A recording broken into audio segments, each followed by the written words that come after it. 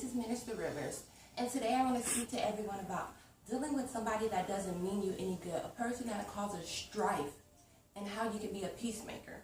Well, let's look at the word strife by itself. It is a French word, and the word strife means to come against and to attack violently.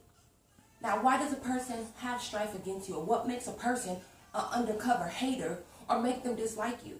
Well, there can be all different types of reasons, but mostly it's because of jealousy. Because either they feel threatened by you or they're trying to compete with you.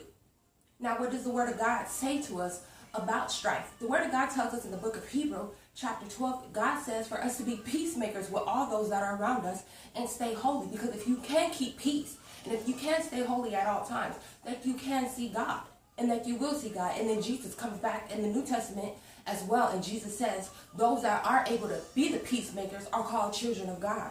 Now, being a peacemaker doesn't mean that you're weak. No, it doesn't mean that you're weak, but it actually shows wisdom because you're able to hold yourself. You're able to keep character inside of you.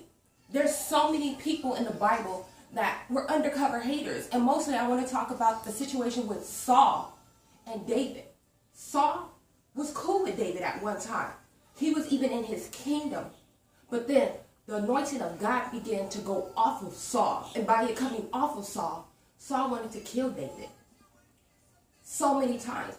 But David knew who he was and who he was in Christ. And no matter what situation David brought to him, David still did not sin against Saul. If you read in the book of Samuel, it says that Saul did this, Saul did that, Saul did this, and blah, blah, blah, blah. And through it all, he never sinned against him because he had to search his heart and see who God was inside of him. And when he saw it, he didn't mess with him.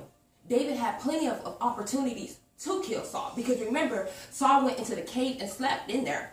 And David's people was like, hey, he up in here, let's go ahead and pull a lick on, let's go ahead and murk him. And he was like, nah, let's not do it.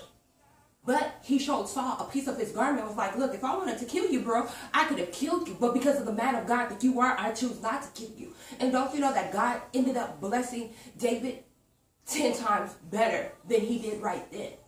You're going to have people on your job. You're going to have people in church. You're going to have people that are related to you, that are secretly that are going to hate on you. What do you do when people hate on you and they walk away? It's cool, but what do you do when you have to see those people all the time? Keep peace. Keep peace, because at the end of the day, it's not hurting them, but it will hurt you. And remember, we are children of God. Remember, I love you, God loves you, and all that you do, give God the honor, glory, and praise. To God be the glory.